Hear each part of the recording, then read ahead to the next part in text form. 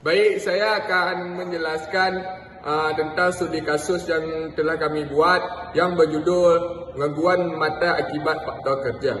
Baik, sekarang kita langsung masuk ke dalam pembahasan. Pekerja las memiliki risiko tinggi mengalami cedera mata, menduduki peringkat kedua di antara semua profesi. Data menunjukkan bahawa 1,390 kasus cedera mata disebabkan oleh percikan api las yang mengakibatkan fotokeratitis, mata kilat las. Secara keseluruhan, sekitar 2 juta pekerja las menghadapi risiko cedera mata dengan angka 3,065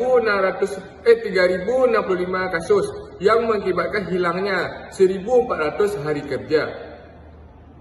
Pengelasan adalah proses penyambungan logam menggunakan panas tinggi yang mengakibatkan cahaya terang dan partikel panas. Meskipun penting dalam industri konstruksi dan manufaktur, pengelasan memiliki risiko terhadap kesihatan. Salah satunya adalah gangguan mata. Gangguan ini bersifat sementara ataupun permanen, tergantung pada tingkat paparan dan tindakan pencegahan yang diambil.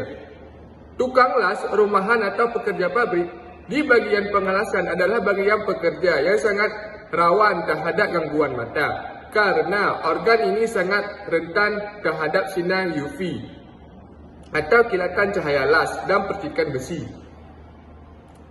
Paparan sinar UV dan percikan besi dapat merusak kelopak mata, kornea, lensa dan retina, terutama dari arah depan dan samping, meskipun mata secara alami melindungi beberapa arah.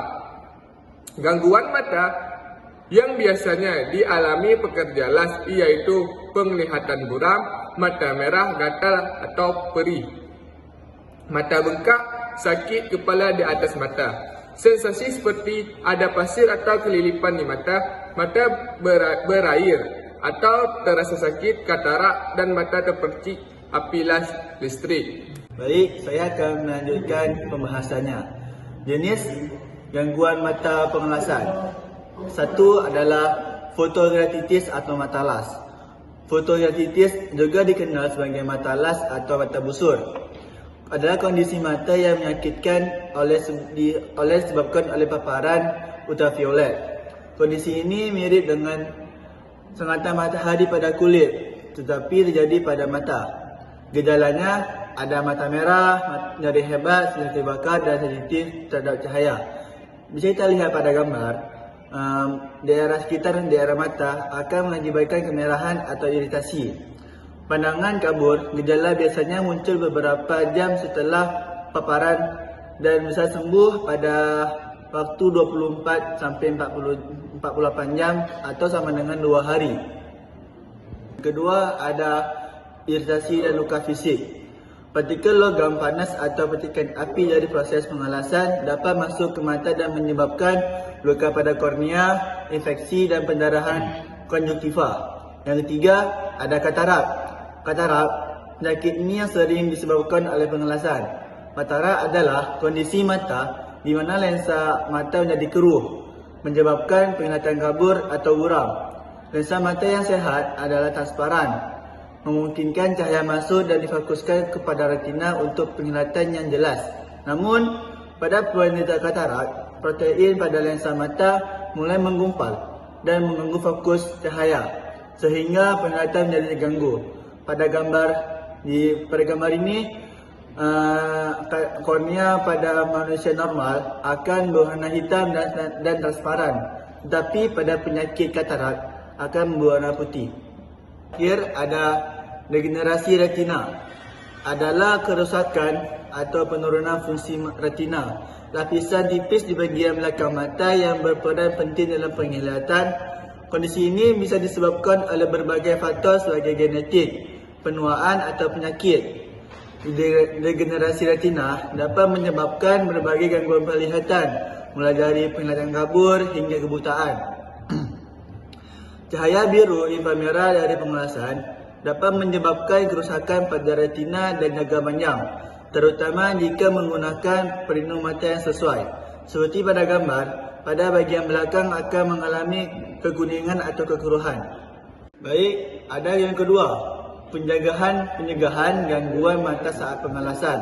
Ada terbagi jadi 4. Yang pertama, kita harus menggunakan pelindung mata standar seperti helm, welding dengan filter lensa sesuai dengan standar. Seperti gambar tersebut, ada helm dan kacamata. Yang kedua, menghindari melihat langsung cahaya busur las bahkan dari kejauhan.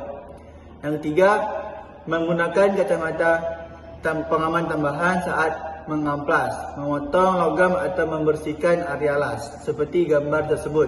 Yang terakhir, ada memberikan pelatihan keselamatan bagi pekerja las di pabrik tersebut. Sebelum kita terjerumus ke pabrik atau ke bidang pengelasan, kita harus memahami SOP yang harus dipatuhi, seperti tadi menggunakan helm dan menggunakan kacamata tambahan. Penanganan jika terkena serpihan besi pada saat pengelasan terbagi menjadi 4. Yang pertama, jangan mengucuk mata. Yang kedua, gunakan obat tetes sesuai resep dokter. Itu menggunakan obat tetes setelah terkena serpihan besi, jangan menunggu beberapa hari kemudian. Yang ketiga, mengkompres dingin bisa membantu peredangan nyeri. Yang keempat, ada segera periksa ke dokter jika gejala tersebut tidak membaik pada waktu 24 jam. Tetapi jika terkena serpihan besi, kita bisa mengakibatkan operasi pada mata. Jika kita tidak bisa menangani dengan sepele, harus menggunakan resep dokter dan bisa menjalani operasi. Jika operasi tidak dilaksanakan, mata bisa mengalami kebutaan dan kita tidak bisa bekerja seperti semula. Kesimpulan dan saran dari studi kasus dengan judul gangguan mata akibat faktor kerja.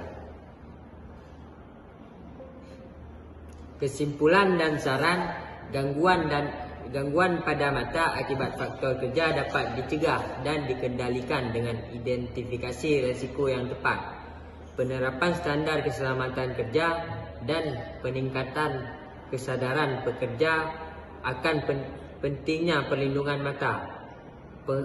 Pencegahan lebih efektif daripada penanganan kerana mata adalah organ vital yang berperan penting dalam produktivitas kerja.